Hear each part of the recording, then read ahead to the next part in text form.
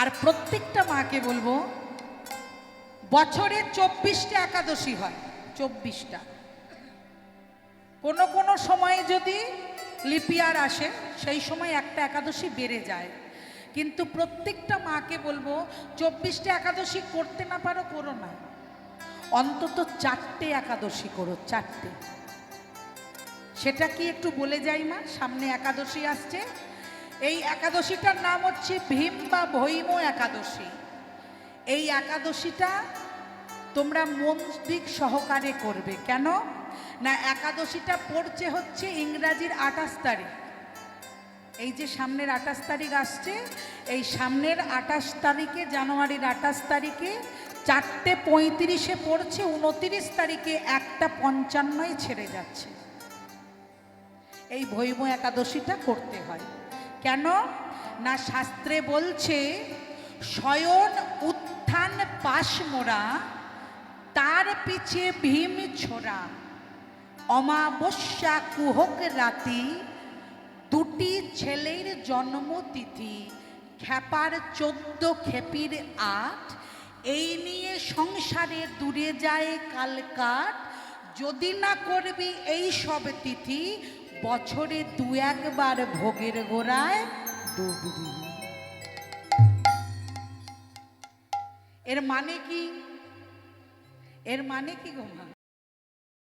বলছে শয়ন উত্থান পাশ মোড়া, তার পিছে ভীম ছোড়া। ওই যে বললাম 24টা একাদশীর মধ্যে 4টি একাদশী করতে হয়।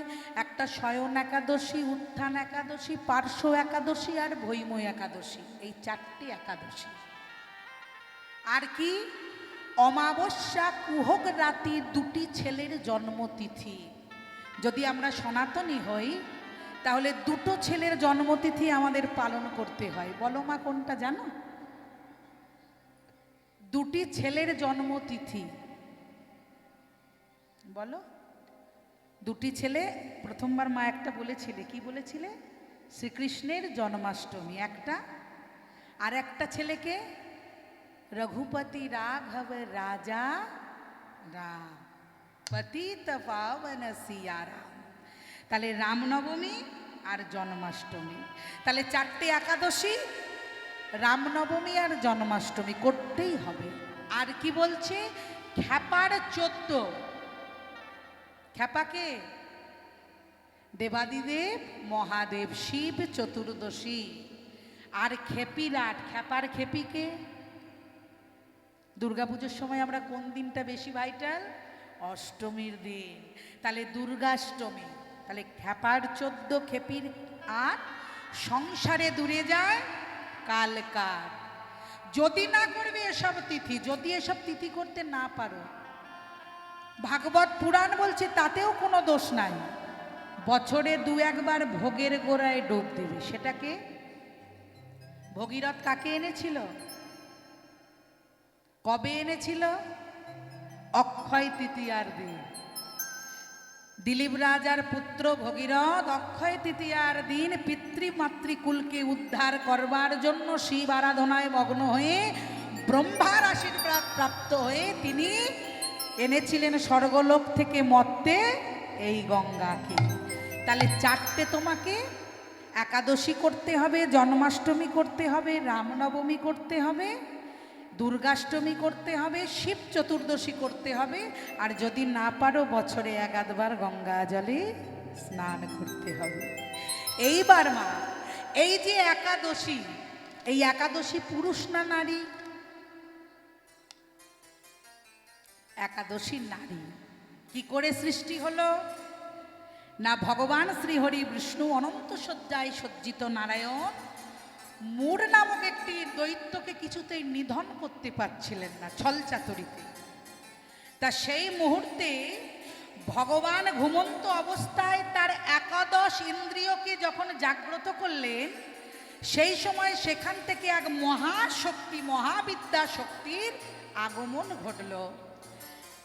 তা সেই মহাবিদ্যা শক্তি ওই মূঢ় নামক দৈত্যকে নিধন করলেন। শ্রী বিষ্ণু যখন ধ্যান ভাঙল, তখন তিনি দেখলেন যে মূঢ় নামক দৈত্য তার চরণ তলে লুটিয়ে আছে। আর তার চরণ সেবা করছে এক রমণী, এক মহাশক্তি, এক নারী। তখন শ্রী বিষ্ণু বলে উঠলেন, কে তুমি? তখন সেই নারী বলে উঠল, প্রভু আমি তোমার একাদশ ইন্দ্রিয়ের জ্যোতি দ্বারা উৎপন্ন হয়েছি। ও তাহলে তুমি এই মোর নামক দৈত্যকে নিধন করেছো? বলল, হ্যাঁ প্রভু, আমি দেখলাম তুমি ঘুমিয়ে আছো, তাই আমি তাকে নিধন করেছি। তখন শ্রীহরি বলল, শোনো, তোমার তো কোনো নাম নাই, তুমি মহাশক্তি, তাই আজ যে একাদশ ইন্দ্রিয় থেকে তুমি উৎপন্ন হয়ে মোর নামক দৈত্যকে নিধন করলে, আজ থেকে তোমার নাম হবে একাদশী। আর যে এই একাদশী ব্রত পালন করবে, তার ওই একাদশ ইন্দ্রিয়ে চিরতরে আমি বিরাজমান হয়ে যাব, সে আমার চরণে প্রাপ্তি হবে। নিতাই গৌর প্রেমানন্দে হরি বল, হরি বল, হরি বল। তাই আজকে মাগো এই যে হরিবাসরে আমরা বসে রয়েছি,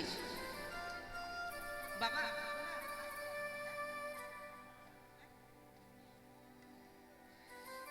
একদম গুড বয়ের মতো বসে থাকতে হবে, গুড বয় আর গুড গার্ল, ঠিক আছে? হ্যাঁ বেশ। তাহলে মাগো এই লীলাবাসরে পদার্পণ করার আগে যে আসনটায় বসেছি তার মান মর্যাদা দিতে হবে। কি মা দিতে হবে? বসো বাবা। আগে জানতে হবে এই যে হরিবাসরে বসেছি, এই যে হরিবাসর, এই যে আমার মায়েরা বসে বসে যারা লীলা কীর্তন আস্বাদন করছো মা, এই আসন কিন্তু সবার ভাগ্যে জোটে না। হরি হরি হরি বল। এই এত সুন্দর আসন কিন্তু বাবা সবার ভাগ্যে জোটে না। যদি বলো কেন? মাগো তোমার কোটি কোটি টাকা, তোমার অগাধ সম্পত্তি, তোমার বাবা মা অনেক কিছু লিখে গেছে, কিন্তু কোটি টাকা থাকলে মা তুমি বাজার থেকে দামি ফার্নিচার কিনে, দামি 1 লক্ষ টাকার সোফা কিনে তাতে বসতে পারবে, কিন্তু ভক্তির চরণ ধুলি কোথাও পাবে না। যেটা কোটি টাকা দিলেও বাবা পাওয়া যায় না। কি বাবা পাওয়া যায়? যায় না। এই ধুলাকে মাগবার জন্য, এই ধুলাকে অঙ্গে নেবার জন্য আমার গৌর হরি, যিনি প্রেমের কান্ডারি, যিনি প্রেমের পূজারি, তিনি শ্রীধাম নবদ্বীপের মাটিতে রাজার বেশ পরিত্যাগ করে কাঙাল হয়ে এসেছেন তোমাদেরকে নাম শোনাবে বলে। তাই মাগো আজ যে আসনটা তোমরা পেয়েছো, শাস্ত্রে বলছে বহু জন্মের ভাগ্যের ফলে তথাপি কৃষ্ণ নাম শ্রবণে মেলে, যদি তাতে হয় ভক্তির সঞ্চয়। ভক্তি না থাকলে কখনো মা ভগবানকে আশ্রয় করা যায় না। তাই বলছি মা, ভক্তির ভগবান, আগে ভক্তিকে আশ্রয় করতে হবে। তোমার কোটি টাকা থাকলে তুমি দোকান থেকে দামি একটা খাট কিনতে পারো, কিন্তু ভেবে দেখো তো মা, ওই খাটে তুমি যে যখন শোবে, ঘুমকে কখনো কিনতে পেরেছো?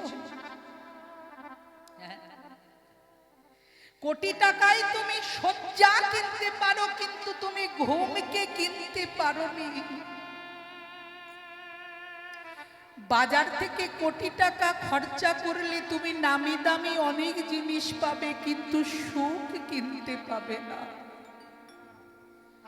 একমাত্র সুখ কোথায় মেলে জানো?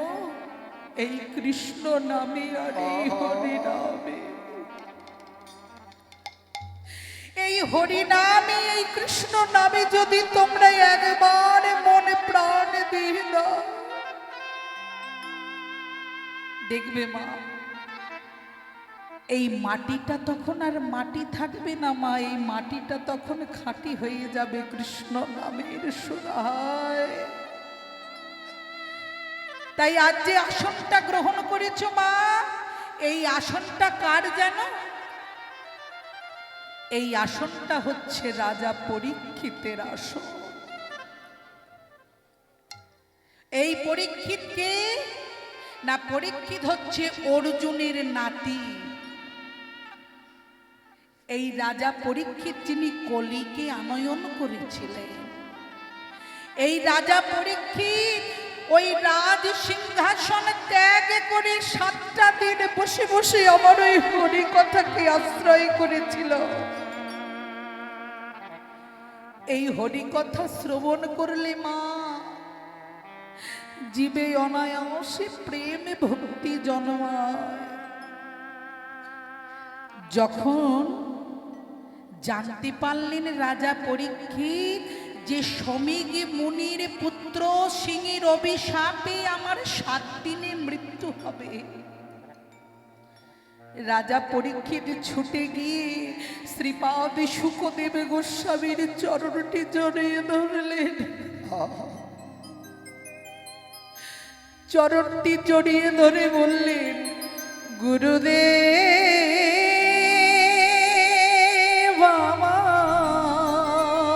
গুরুদেব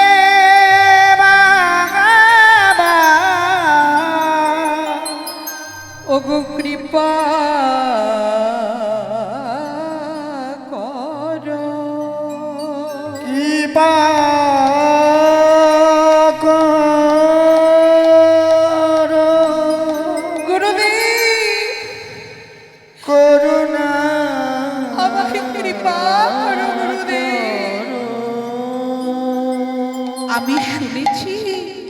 আমি শুনেছি গুরুদেব, এ জগতে সবাই শেষের দিনের কথা জানতে পারে না। আমি কবে জন্মেছি কবে মরবো সেটা কেউ জানতে পারে না, এটা বিধাতার নিয়ম। কিন্তু আমি কবে জন্মেছি সেটা আমার মা বাবা বলতে পারবে, কিন্তু কবে মরবো সেটা তো আমি সকালে শুনলাম। তাই গুরুদেব ওই মৃত্যুর দিনগুলো, মানুষ মরে যাওয়ার আগে অনেক কিছু আশা থাকে গুরুদেব, আমারও কিছু আশা আছে। শ্রীপাদ শুকদেব গোস্বামী বললেন, বলো বলো পরীক্ষিত, তোমার কি আশা? আমার কি আশা গুরুদেব? আমার আশা হচ্ছে গুরুদেব, আপনি যদি আমাকে এই 7টা দিন দিবা রাত্র যদি একটু আহার নিদ্রা হস্ত মৈথুন পরিত্যাগ করে একবার যদি ভগবত কথায় আস্বাদন করা। ও বেশ বেশ, তাই হোক। ওই 7টি দিন রাজা পরীক্ষিত আহার নিদ্রা হস্ত মৈথুন সমস্ত কিছু লালসায় উদ্বেগ ত্যাগ করে ভগবানের চরণে নিজেকে সমর্পণ করে দিলে। যখন ভগবানের চরণে সমর্পণ করে দিলেন মা, তখন ভগবান সন্তুষ্ট হয়ে বলল, রাজা পরীক্ষিত, তোমার ওই উদারতা দেখি 7 দিবসে যে তক্ষক তোমায় দর্শন করবে সে আর কেউ নয়, স্বয়ং শ্রীহরি বিষ্ণু, আমি তোমায় গ্রহণ করব। তাই গৌর হরি বল, হরি বল, হরি বল। তাই রাজা পরীক্ষিত তখন প্রভুর সামনে দাঁড়িয়ে দাঁড়িয়ে গাইছে, এই হরি নামে সেই হরি নামে নিরজনে গাও সদা হরে কৃষ্ণ নাম। এই হরি নামে সেই হরি নামে নিরজনে গাও হে সদা হরে কৃষ্ণ নাম। এই হরি নামে একবার হরি নামে নিরজনে গাও হে সদা হরে কৃষ্ণ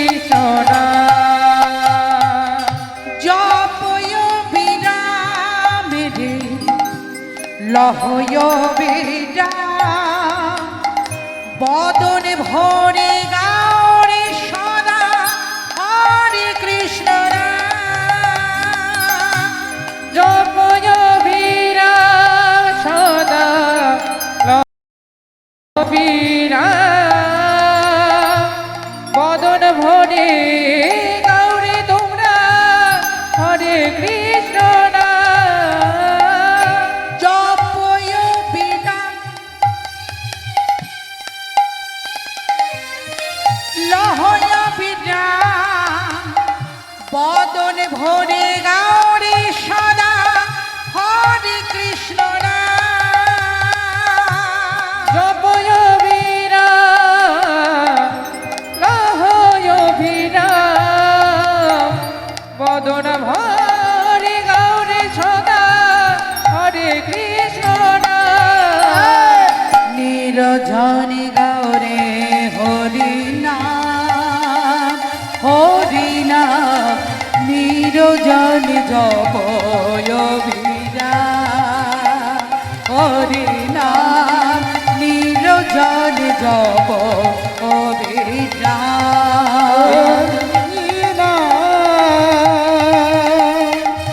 নিরজনে জপ ও বীরা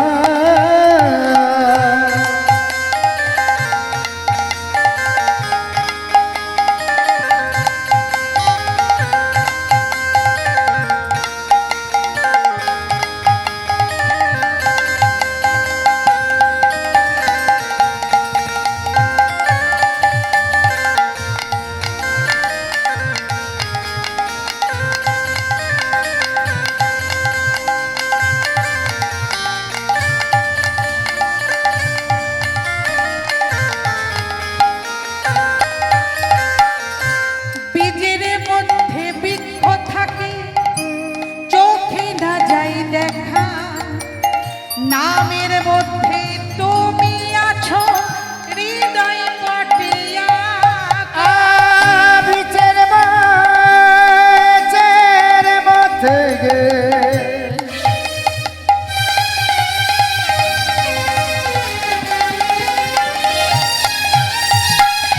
বিচের মধ্যে বৃক্ষ আছে চোখে না যায় দেখা নামের মধ্যে নামই আছে হৃদয়ে পথে বীজের মধ্যে বৃক্ষ আছে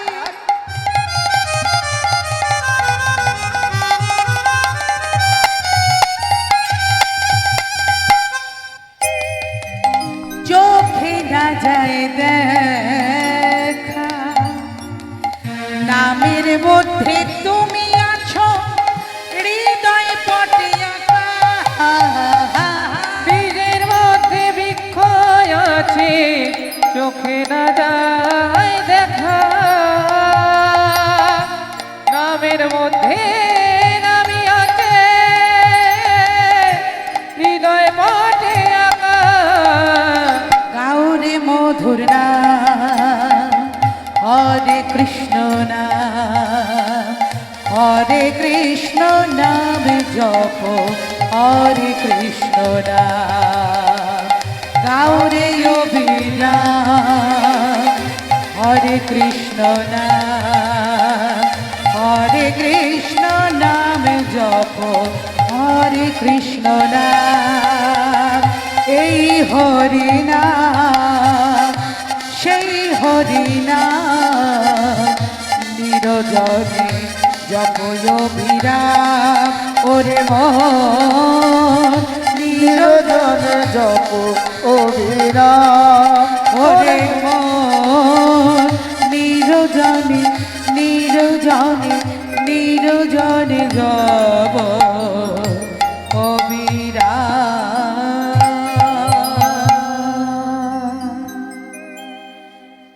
রাজা পরীক্ষিত আমার 7টা দিন ধরে ভাগবত কথা শ্রবণ করলেন।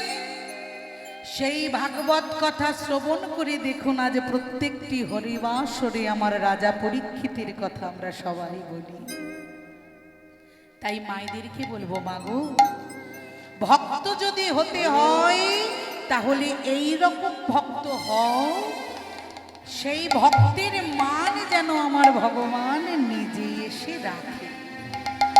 তাই চলো মা, আজকে কিন্তু আমার এখানে কমিটির বাবারা আমাকে কোনো লীলা নির্ধারণ করে দেয়নি।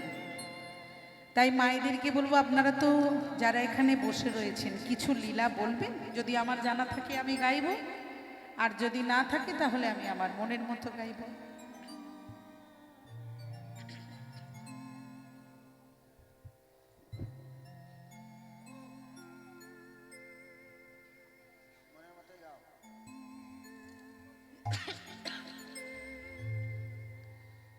বলুন কি গাইব বলুন। আমি মনের মতোই গাইব। আচ্ছা, তাহলে সেটা কি ভক্তলীলা হবে না বৃন্দাবন লীলার মধ্য দিয়ে? বৃন্দাবন লীলা। বেশ, তাহলে কি গাইব? মান গাইব না দান গাইব? প্রভাসযোগ্য গাইব না, কারণ আজকে প্রথম সূচনা, তো আজকের দিনে হয় না প্রভাসযোগ্য। এবার আপনারা বলুন যে কি পালা গাইলে ভালো হবে, মানে একটু যাতে সব মা বাবারা বুঝতে পারে সেরকম ভাবে গাইতে হবে। হ্যাঁ, কি গাইব? দান গাইব না মান গাইব? রাগ কারা করে? মান গাইব না? হ্যাঁ, দান দান গাইব। বেশ, তাহলে মাগো, আমরা সকলে মিলে যে লীলার রসসমূহ আজকে আস্বাদন করব, সেই লীলার বিষয়বস্তু হচ্ছে আমার ভগবান শ্রীকৃষ্ণের দান লীলা।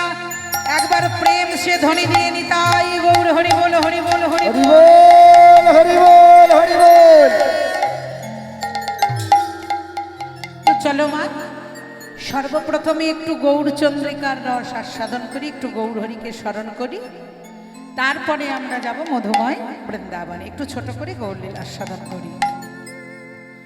আজ রে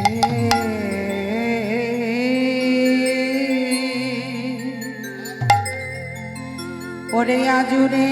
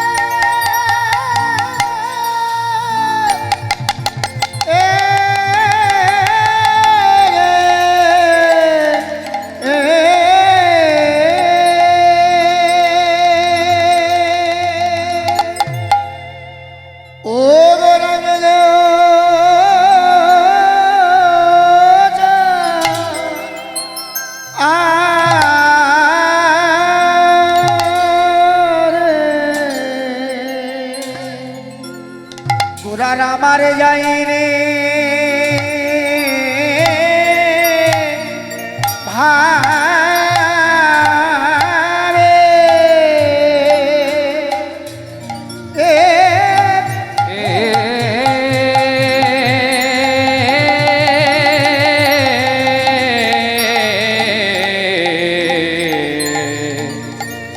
যাই রে ভাবে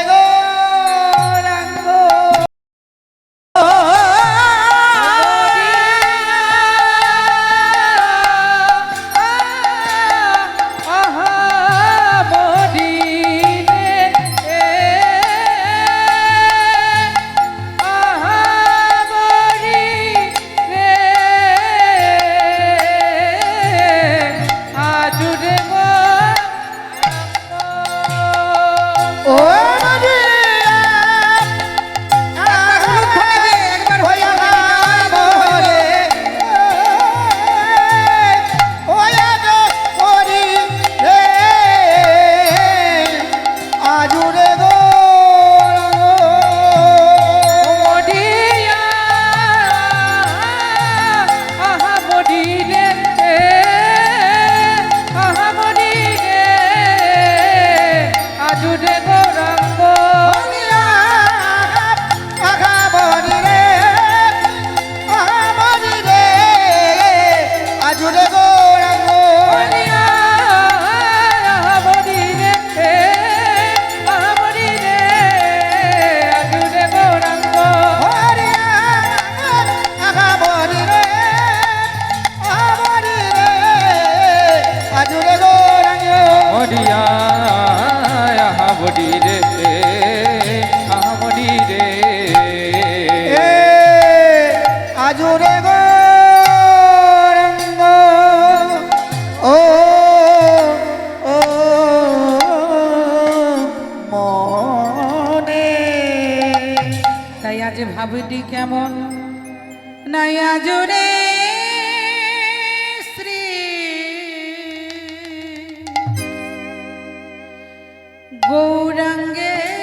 গৌরাঙ্গের মনে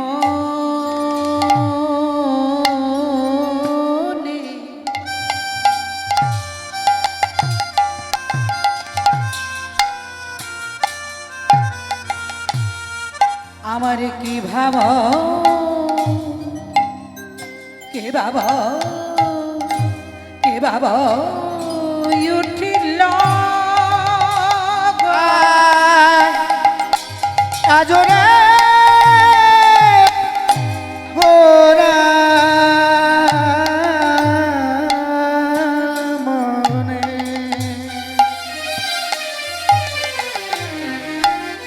ভাবয় ছিল তেরা পবগরসা নিদগম নিদগম নিদগম গ গম পনি নিসা আমার আজুরে শ্রী গৌরাঙ্গের মনে কি ভাব উঠিল আজুরে গো রঙ্গের মনে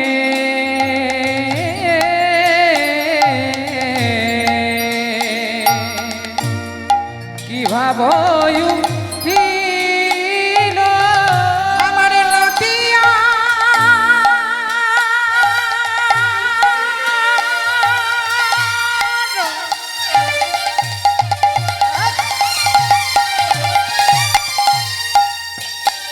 আমার মাছে গহনা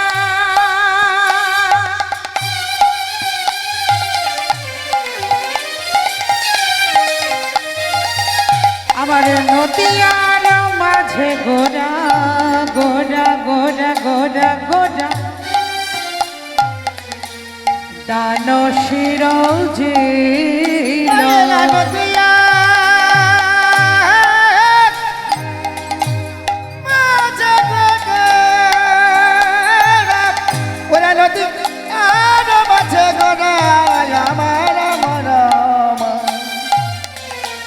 দান শির ছিল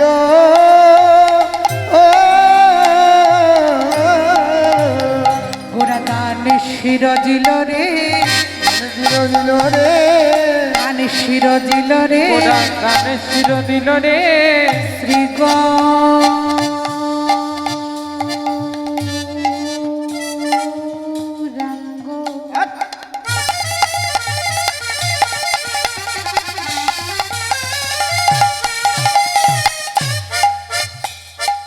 ও আমার মিষ্টি মিষ্টি মায়েরা আচ্ছা এখানে কেউ তেতোমা নিশ্চয়ই নেই সবাই আমার মিষ্টি মা, আমার সোনা মা, তাই না?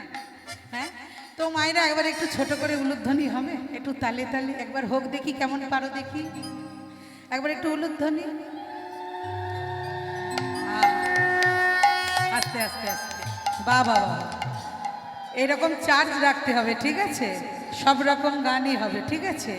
আগে গৌরহরিকে একটু আসরে আনি, তাই দান শিরজিল গো, দান চিরদিল গো, দান শির দিল গো, দান চিরদিল গো, ওনার নদিয়ার মাঝে মাঝে দান শির ও দিল দেখো গো, নদিয়ারো মাঝে মাঝে দান চিরদিল গো, ওই ভক্তগণ সঙ্গে লয়ে দান শির একবার দিল গো, উলুধ্বনি। তখন সঙ্গে লয়ে দান চিরদিল গো, ওই হেমেদণ্ড বাহু তুলে দান শির দিল ও গো, জগদণ্ড বাবু তুলে দান চিরদিল গো, ওই না ভক্তগণ সঙ্গে লয়ে দান শির দিল গো, ও ভক্তগণ সঙ্গে লয়ে দান চিরদিল গো, ওই নদিয়ার মাঝে মাঝে দান শির দিল গো, হরি হরি হরি বলে নদিয়ারো মাঝে ওই হরি হরি হরি বলে, নদিয়ারো মাঝে ওটা হরি হরি হরি বলে, নদিয়ারো মাঝে ওটা হরি হরি হরি বলে, নদিয়ারো মাঝে ওটা হরি হরি হরি বলে, নদিয়ারো মাঝে ওটা হরি হরি হরি বলে, দান চিরদিল গো, ওই নদিয়ার মাঝে গোর, নদিয়ার মাঝে গোর, দান সেরা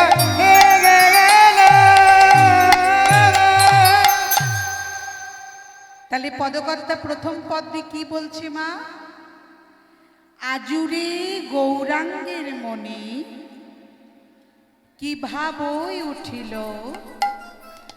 নদিয়ার মাঝে গোরা দান শিরজিল। তাহলে মাগো, সকলকে জিজ্ঞাসা করি, তোমাদের এই জেলাটার কি নাম? উত্তর 24 পরগনা। তাহলে কোথা থেকে উত্তর 24 পরগনাটা ভাগ হলো জানো? তোমাদের ওই একটা ব্রিজ, ছোটপাড়া,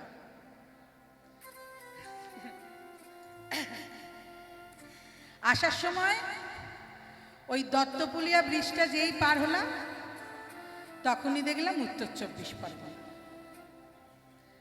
তা এই যে দুটোর মাঝখানে একটা সেতু, দুটো জেলাকে ভাগ করে দিয়েছে, মনটাকে ভাগ করেছে?